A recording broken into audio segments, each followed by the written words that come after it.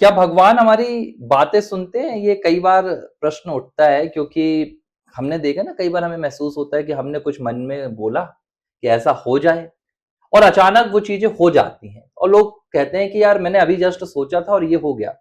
तो इससे ये समझ में आता है कि ऐसा होता ही है कि मन में हमने कुछ बात बोली और वो सीधे भगवान ने सुन ली और भगवान ने वैसा कर दिया।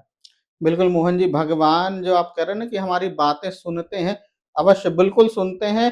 भगवान सुनते ही नहीं, हमें देखते भी हैं, हमारी बातों को सुनते भी हैं और हमारा एक-एक संकल्प जानते हैं, एक-एक विचार जानते हैं और हमारा नहीं यानी समस्त प्राणियों का जानते हैं। क्योंकि देखिए भगवान को क्या कहा जाता है कि भगवान जो है सब जगह व्याप्त है, सब जगह कण-कण में समाया हुआ है और साथ में भगवान को शास्त्र क्या कहता है कि भगवान को मतलब एक से समझाने के लिए नॉर्मल में बोलता है कि हुँ, भगवान के सहस्त्रों कान हैं, मतलब हजारों कान हैं, हजारों आँखें हैं, हुँ। है ना? हजारों हाथ हैं, पैर हैं, मतलब हजार से वहाँ पे मतलब होता है अनंत आँखें, अनंत जितने हाथ, लोग हाँ, उतने अनंत अनंत पैर, मतलब भगवान की उस प्रकार से क्षमता बताई है। क्षमता मतलब बताइए। इसको हम ऐसा फिज़िकल में ना जाएँ कि यार कोई भगवान है कि हुँ, कोई 1000 वो तो पॉसिबल नहीं होता ना कि 1000 आँख या अनंत आँख कहाँ हुँ। होगी? मतलब ये भगवान की कैपेसिटी बताई कैपेसिटी देखने है। की और सुनने की। तो जो आपने कहा कि भगवान सुनते हैं और वो भी मन की बात, तो देखिए बिल्कुल भगवान को ये कहा है ना कि भगवान तो हमारे हृदय में बैठा है, हमारे मन में बैठा है, हमारे मूल में बैठा हुआ है और ये भी कहा जाता है जैसे उपनिषदों में आता है कि जीव और भगवान को कहा गया है कि ये 2 पक्षी की तरह से हैं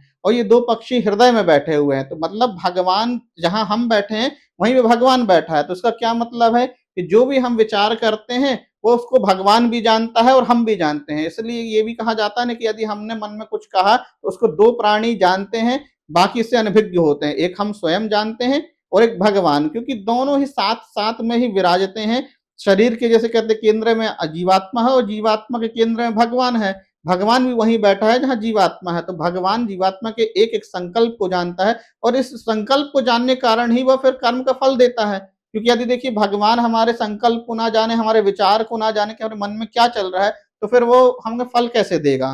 क्योंकि कुछ कर्म ऐसे होते हैं कि जो कि दिख जाते हैं और कुछ कर्म ऐसे होते हैं जो दिखते नहीं हैं। लेकिन भगवान क्या होते हैं, दिखने वाले कर्मों का ही फल दे देते हैं और जो कर्म नहीं दिखते हैं उसका ही फल दे देते हैं। क्योंकि इसलिए क्यों? क्योंकि भगवान सब जानते हैं। भगवान मन की भी बात हुँ। जानते हैं, भगवान तन की भी बात जानते तो हैं। ये भी कहा जाता है कि जैसे चिंता हाँ, और चिंता की इसलिए हमारे अध्यात्म में बहुत अच्छे से परिभाषाएँ बताई गई कि आप चिंता मत कीजिए कि मेरे साथ ऐसा हुँ। होगा या नहीं होगा, बल्कि आप चिंतन कीजिए। हाँ, हाँ, और जब हाँ। आप चिंतन करते हैं, तो वो चिंतन सीधे भगवान सुनते हैं। बिल्कुल, बिल्कुल। क्योंकि देखिए चिंता करेंगे तो कैसे आप करेंगे, जब आप अपने आप को अकेला महसूस हुँ, करेंगे। हुँ। आपको लगेगा कि यार सब चिंता तभी हाँ, होती है। चिंता दबी है और अब इस चिंता का क्या होगा, मैं इस चीज़ को कैसे कर पाऊँगा? क्योंकि म लगता है कि यार अब मैं तो अकेला बचा।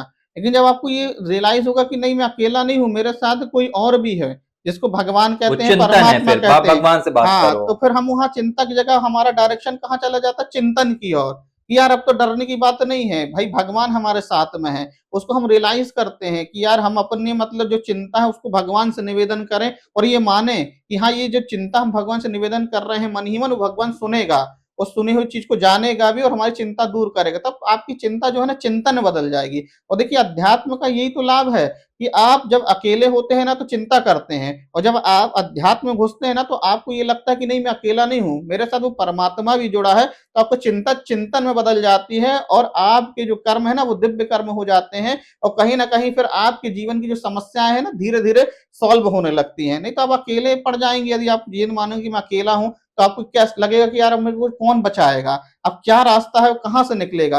लेकिन जैसे ही आपका डायरेक्शन होगा भगवान की ओर, देखिए रास्ता भी निकलता है। एक आपको अंदर से आवाज भी मिलेगी कि यार मुझे मतलब कोई बता रहा है, क्यों? क्योंकि उस भाव से आप समर्पित हो गए।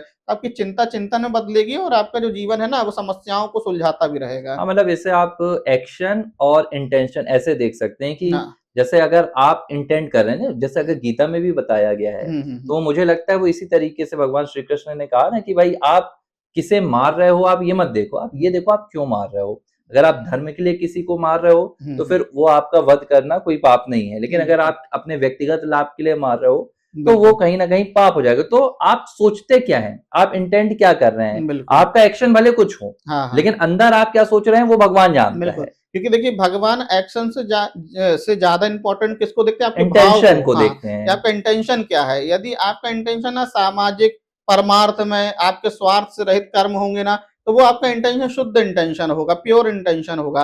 तो देखिए भगवान उसका फल अलग देगा और जो आप मतलब अपने आप को सेल्फ आपको सेंटर में रख के आप जो कर्म करते हो ना, जिसको कहते हैं अपन कि भाई मैं ईगो से भरकर ये कर्म कर रहा हूँ, तो उसका फल अलग देता है।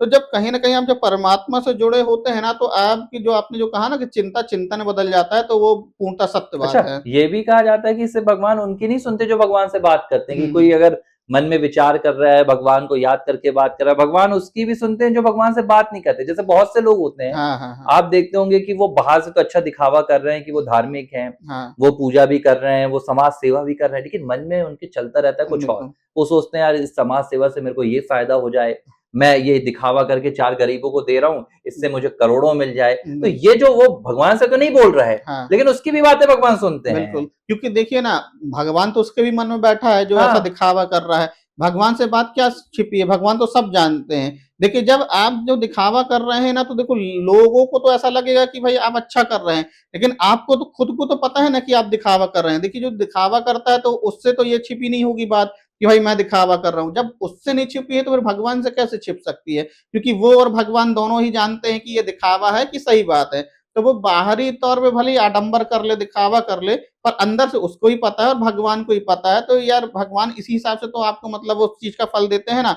नहीं तो ऐसे तो वो कहेंगे कि यार आपने दिखावा भी किया और आपको उसका बढ़िया फल भी मिल गया। तो एक प्रकार से तो ये अन्याय हो जाएगा और यहाँ जो पृथ्वी पे अधर्म फैल जाएगा, तो फिर वही धर्म की स्थापना कैसे हो पाएगी? तो वही भगवान को कहीं न कहीं उस चीज़ के बारे में पता भी होता है और भगवान मन की बात समझते भी हैं, चाहे वो अच्छा हो, चाहे बुरा हो, क्योंकि भगवान तो सबके मन में बैठे। भगवान अच्छे आदमी के भी मन में बैठे, बुरे आदमी के मन में बैठे हैं। ऐसा नहीं है कि भगवान कोई पक्षपात कर रहा है, कि बस अंतर ये होता है कि अच्छा आदमी ये रियलाइज़ करता है कि भाई मेरे अंदर भगवान बैठे हैं, वो ये समझ के कर्म करता है, तभी तो वो अच्छे कर्म करता है। क्यों? क्योंकि उसको ये पता होता है कि भगवान बैठे हुए हैं। तो जब हमको ये रियलाइज़ होता है ना कि यार कोई मेरे आमने-सामने है, तो देखो आप बचोगे बुरा कर्म करने से। लेकिन आप एकांत में होगे ना, तो आप बुरा कर्म कर लोगे। क्यों? क्योंकि आपको लगता है कोई तो मुझे देख ही नहीं रहा है। अब मैं अच्छा करूँ, बुरा करूँ, तो वहाँ पे आप बुराई करोगे। लेकिन जिस दिन आप ये रियलाइज़ कर लोगे कि आप जो अपने आप को कह रहे हो कि मैं अकेला हूँ ना, तो आप वहाँ भी अकेले नहीं हो, आपके साथ वो परमात्मा बैठा है। तो जब ऐसा आप जानोगे कि परमात्मा आपके अंदर बैठा, तो आप एकांत में भी बुरा कर्म नहीं कर पाओगे। तो लेकिन जो बुरा व्यक्ति जो बुरा कर्म करता है, तो कहीं न कहीं वो भगवान को भुला के कर्म ऐसा करता है।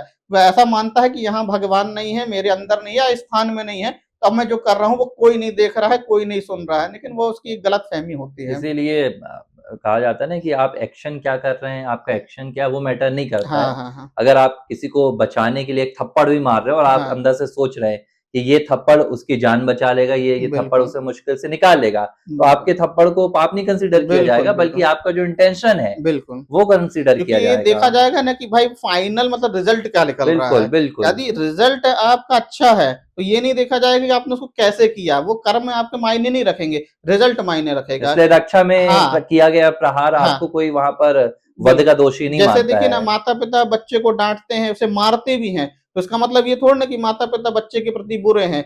उसका फल क्या निकलता है कि वो बच्चे को सुधारने के लिए ऐसा करते हैं। तो उसका एक फल क्या होता है, अच्छा निकलता है। तो उसे आप बुरा कर्म नहीं करोगे, बल्कि क्या कहोगे कि माता-पिता ने अच्छा काम किया, क्योंकि बच्चा गलत दिशा में जा रहा था, उसको डाँटना भी ज़रूरी था और मारना भी ज़रूरी था। बिल्कुल।